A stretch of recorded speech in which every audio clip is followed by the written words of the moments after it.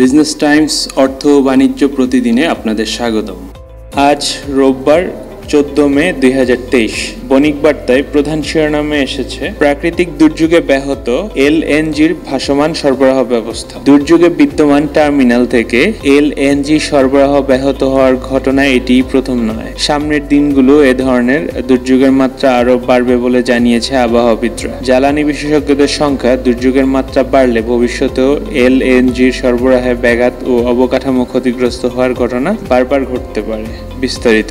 ঘূর্ণিঝড় মোখার প্রভাবে 12 মে রাত থেকে বন্ধ হয়েছে তরলীকৃত প্রাকৃতিক গ্যাস এলএনজি সরবরাহ। ক্ষয়ক্ষতি এড়াতে সাগরে ভাসমান দুটি এলএনজি টার্মিনাল এফএসআরইউ সরিয়ে নেওয়া হয়েছে। এলএনজি সরবরাহে ব্যাহত ঘটায় গ্যাস ভিত্তিক বিদ্যুৎ কেন্দ্রগুলোর উৎপাদন কমেছে। লোডশেডিং হচ্ছে ঘন ঘন। গ্যাসের পর্যাপ্ত চাপ নেই শিল্প কারখানায়। আবাসিকে গ্যাসের তীব্র সংকট।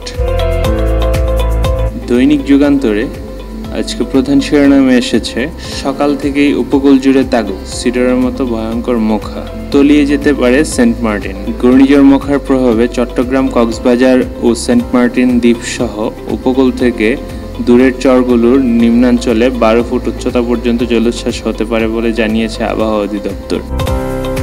দৈনিক জনকণ্ঠ আজকে প্রধান শিরোনামে এসেছে মহাবিপদ সংকেত, ঘূর্ণিঝড় মোখার প্রভাবে উত্তাল হয়ে উঠেছে সাগর, কর্ণফুলীতে নিরাপদ আশ্রয়ে শত শত লাইটার জাহাজ, ভোলার তুলাতুলিতে স্বেচ্ছাসেবীদের মাইকিং।